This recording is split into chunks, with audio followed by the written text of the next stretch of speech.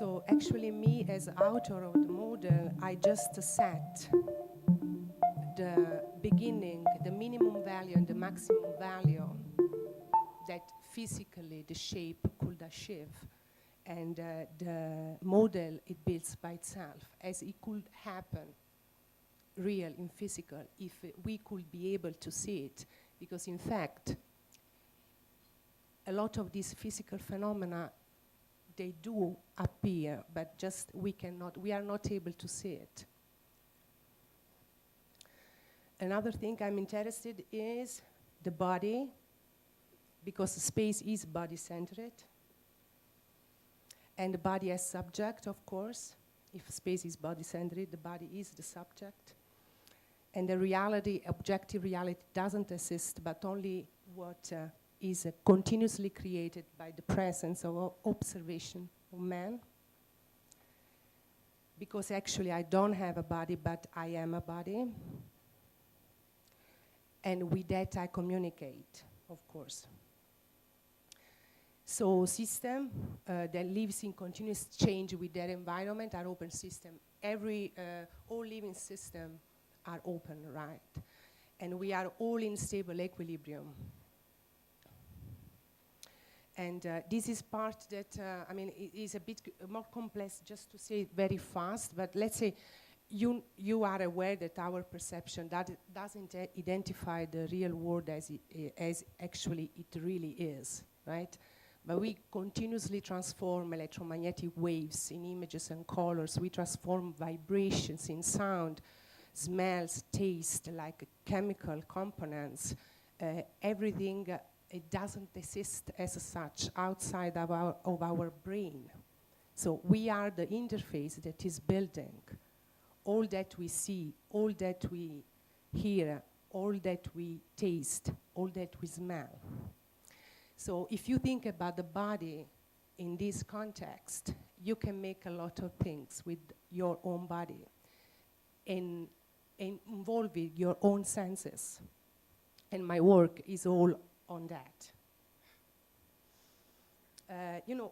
Sometimes I teach, actually I teach, and my students ask me, what is, Sonia, what means that you work in between art and science? And then I will say, let's take sound.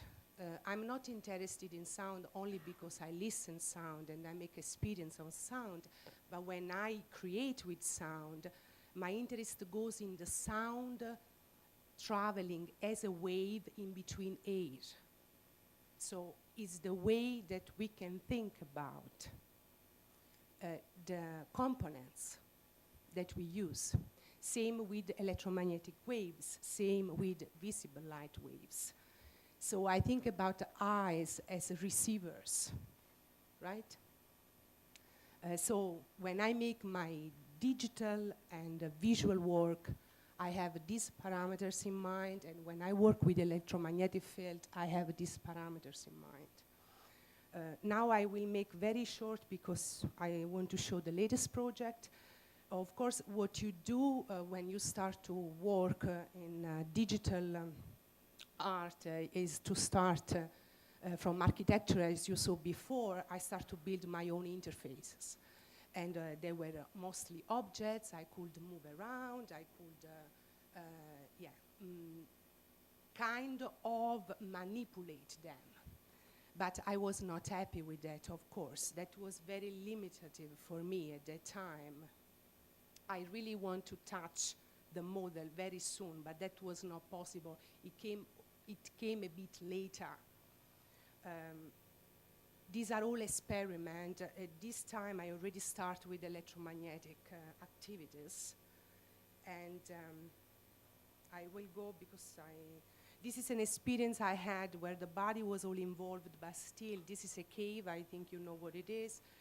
This is the perception of the viewer. To document a cave is not possible, but this is actually what people will perceive, that the space was cutting them and they could almost touch it. But of course you have these awful 3D glasses, which as soon as you move from the range, as I'm doing right now with the microphone, this is the idea that you have with the visual in the cave. So finally the body loses immersion for sure.